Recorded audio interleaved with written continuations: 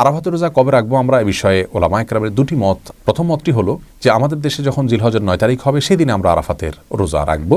কারণ আরাফাতের দিন বলতে মূলত জিলহজের 9 তারিখকে বোঝানো হয়ে থাকে। হাজী সাহেবরা সৌদি আরবে যেদিন জিলহজের 9 তারিখ হয় সেই দিন আরাফাতে অবস্থান করে থাকেন। অতএব 9 তারিখটা হলো মুখ্য এখানে। আরাফাতে তারা অবস্থান করছেন 9 তারিখকে কেন্দ্র করেই। ইয়ামে আরাফা বলা হয় পৃথিবীর যে প্রান্তে আছেন সে প্রান্তে যেদিন জিলহজের 9 তারিখ হবে সেই দিনকে। আরেকটি মত হলো যে হাজী সাহেবরা যেদিন আরাফাতে অবস্থান করছেন সেই দিনটাতে রোজা রাখাই হলো আরাফাতের রোজা, এবং সেই দিনটি আমাদের দেশে জিলহজের 8 তারিখ হয়ে থাকে। এই জন্য অনেক উলামা ইকরাম জিলহজের 8 তারিখে রোজা রাখার কথা বলেন হাজী সাহেবদের আরাফাতের অবস্থানের দিকে লক্ষ্য করে, কারণ হাদিসের ভাষ্য হলো আরাফাতের দিনের রোজা। এই জন্য তারা বলতে চান যে নবী করিম সাল্লাল্লাহু আলাইহি সাল্লাম আরাফাতের দিনের রোজা বলেছেন। অতএব আরাফাতে অবস্থানের কথা যদি জানতে পারেন প্রযুক্তির মাধ্যমে আজকে আমরা জানতে পারছি, তাহলে সেই দিনটাতে রাখবেন। আর যদি কেউ সে সংবাদ জানতে না পারেন তাহলে তিনি তার অঞ্চলে তার দেশে যখন 9 তারিখ হবে তখন তিনি রোজা রাখবেন।